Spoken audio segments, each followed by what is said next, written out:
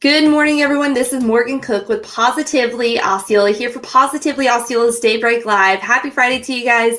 It is April 9th, 9 a.m. right here on Positively Osceola. Be sure to say hello whenever you hop on. Hit the thumbs up button, hit the share button. Let me know in the comments section who we have with us. Very excited to continue on with our four-part series with the city of St. Cloud discussing CRA'S. So very excited to welcome Ms. Antranette Forbes with us. She's the Economic Development and Special Projects Manager with the city of St. Cloud.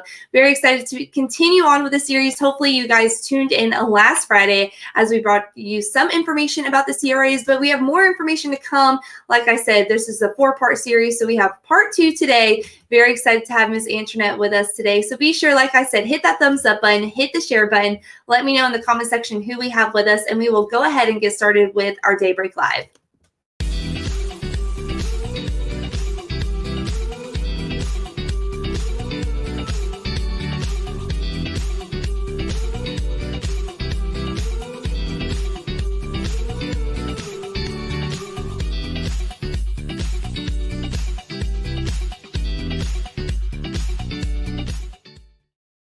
Alrighty, so at this time, I'm going to go ahead and welcome Ms. Antranette with us this morning. Hello, Ms. Antranette. How are you? Very well, thank you.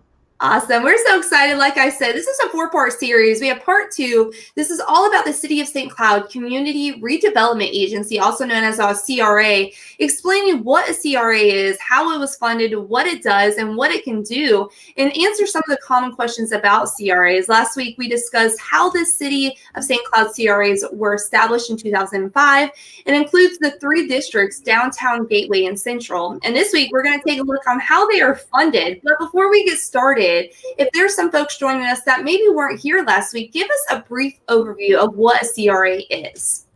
Absolutely. So a CRA is basically an economic development tool that cities and counties use to implement redevelopment activities within a designated area in order to eradicate slum and blight. So it was originally established by the Community Redevelopment Act in 1969. They're considered dependent special districts. They help increase property values. The funding is set aside to support economic development projects within that particular district. And they're really just established to improve economic sustainability of an area through different projects. Right, absolutely. Now, going on to this week's topic, how are the CRAs funded? So that's a really great question. So the CRAs, or the Community Redevelopment Agencies, are funded through what's called TIF, and we use a lot of acronyms, by the way. So TIF stands for Tax Increment Financing, and CRAs use the taxable values for a specified period of time within a deteriorating area. So CRAs use these funds to transform areas into thriving properties and desirable districts that can, again, contribute to the overall health of the community and the economy. So here's how it works in the short form.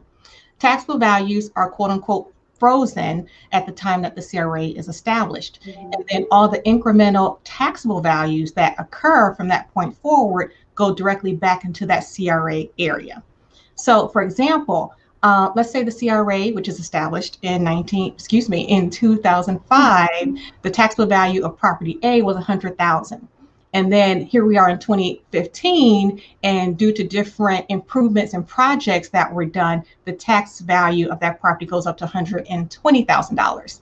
So that $100,000 goes back into, city government, but the $20,000 goes directly back into the CRA area. So it really just allows that money to be funneled directly to the area that needs the most and best improvements. And that's what TIF is. So, when the CRA trust fund receives this money from each taxing authority, it really uses that money to leverage with different grants and even loans or donations in order to really reverse declining property values. Yes, ma'am. So we're so excited to continue on with this series. This is such an important topic and a great way to really get this information out there. Because this is something that people might not know. So thank you so much for joining us and giving us all that information. We want to invite you guys to be sure to join us next week. We're going to continue on with this series. Like I said, this is a 4-part series. Part 2 was today, and next week we're going to look at what CRA dollars can and cannot be used for. So lots of details to come within the information of the CRA. So be sure to join us. Thank you again, Ms. Antranette, for joining us here on Positively Osceola for our Daybreak Live. Thank you for all that you're doing and all that you continue to do within the city of St. Cloud and Osceola County. Thank you. Happy to be here as always. Yes, ma'am. If we have someone looking for more information about CRAs or maybe the city of St. Cloud, where can they find that information? Oh, it's super easy. It's CRA@stcloud.org, or they can always give me a call directly at 407-957-7234. Awesome. Well, thank you again, Ms. Antranette, for joining us. Be sure to join us next week on Friday for more information about CRAs. And to close out this morning, this is Morgan Cook with Positively Osceola here with Ms. Antranette Forbes of the city of St. Cloud. And together we're making a positive difference in and around Osceola County. Bye, guys.